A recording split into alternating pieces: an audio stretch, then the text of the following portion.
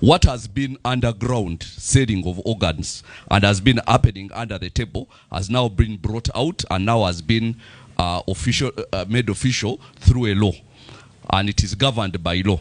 But now the law that governs it, everything is conducted by the president. So he's going to be the one in charge through the Minister of Health. Now the Minister of Health comes up with a council for the organ trade, which is appointed by the Minister of Health, which means indirectly appointed by the president.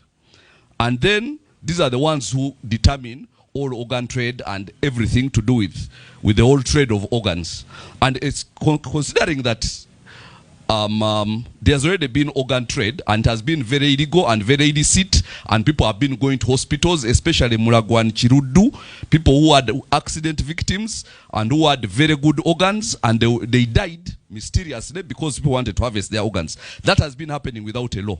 Now that is going to be put in a law, and now it will be very difficult for people to go to hospitals and feel safe, especially if you're young and healthy with a functioning kidney, a functioning heart, a functioning pancreas. By the way, some of the things which you can donate include a penis. So if you are gifted by nature, you can go and donate your thing to a Chinese man. It's there, by the way. It talks about all the organs, and it includes penile, which is a penis, and the uterus also. One of the things which I found interesting here is subsection 18 of the law, and it says that's the council of the organ donation. It says a member of the council or of the committee of the council is not personally liable for any act or omission done or omitted to be done in good faith in the exercise of functions. In other words, if somebody who is in charge of the organs does something which is not good and claims they did it in good faith, you cannot hold them personally liable. Now, what this does is this. We know that this government has spent all the years trying to make people poor. But now, having made people poor, and we've showed you that in many places, now what they are doing is they are commercializing poverty.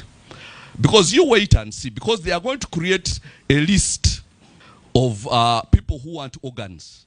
And the list is going to be put out there. And then, imagine there is a rich person who wants a heart. And there is a poor person who went to hospital because he broke his leg on a border, but his heart is good, or his kidneys. And then, do you know what the law says? That the doctor is required by law to do the best to save your life. But in case he doesn't save your life, yeah, then we can take your heart and your kidney. Now imagine the ethical dilemma that is going to present for doctors, where you're trying to save a very poor person who got a simple accident from death, but there's somebody willing to pay 250 million shillings for his kidney. And you are the doctor. And maybe you're going to get a good cut of that.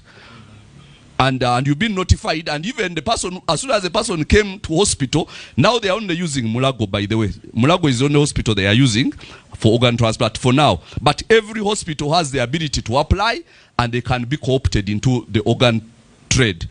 Every hospital, including private ones, they only have to apply, fill out, meet a few conditions, and they also become a part of it. So I'm trying to tell you that somebody comes to a hospital with a small, something that does not affect his organs. He's not sick of an organ disease. Maybe he has an injury or something like that.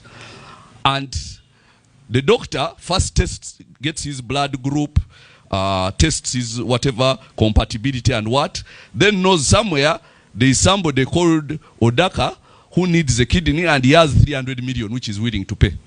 And then there is this poor man from the village who is coming here, and yeah, the doctor looks at you and says, but you, why don't you just die? We have money to make. And that's the ethical dilemma now, where you're totally dependent on the good graces of the doctor. Now, of course, they put things there of you have to go through consent, your relatives have to consent and what, but all those are things which can be done away with, because the council actually has a lot of power over all of this. Now, the ethical dilemma it's going to create, because across the world, do you know that 8 million people across the world are being trafficked for organ trade, especially